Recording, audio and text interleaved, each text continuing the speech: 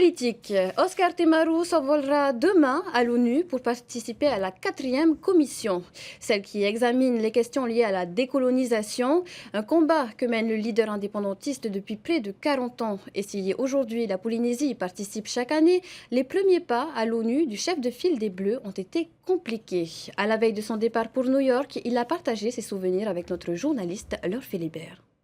Une quinzaine de militants indépendantistes se rendront ce week-end à New York.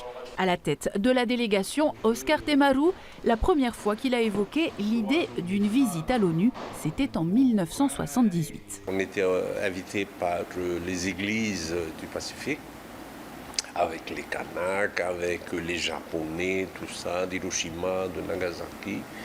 Et là est venue l'idée d'aller à New York, demander le soutien de la communauté internationale.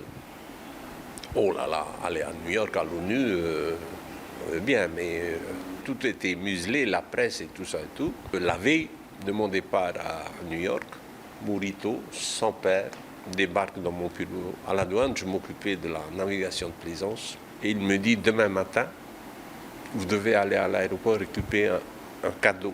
Il n'y va pas, c'est de la drogue. À l'extérieur, il y a les gendarmes qui t'attendent pour t'envoyer à Nutania. Vous vous rendez compte, s'il n'y avait pas eu ce papa-là. Cet épisode a lié les familles Brun et Temaru. Avant son départ à l'ONU, le président du Tavini a rencontré Hélène, la fille de Maurice Brun. On a gardé ce secret pendant très longtemps, 40 ans. Et ben oui, c'est une reconnaissance. Mon père a changé la vie d'Oscar, a peut-être changé l'histoire. Il y a 9 ans, la Polynésie était réinscrite sur la liste des pays à décoloniser. Si depuis la visite d'une délégation de l'ONU au Fénoua se fait attendre, Oscar Temaru reste confiant. Sensibiliser le monde entier, cette planète Terre, ce n'est pas un travail facile. Il faut aller à toutes les conférences, les colloques, participer, se faire savoir et tout. Et on l'a réussi. On a vécu l'époque de la guerre froide. On a inventé des tas de choses.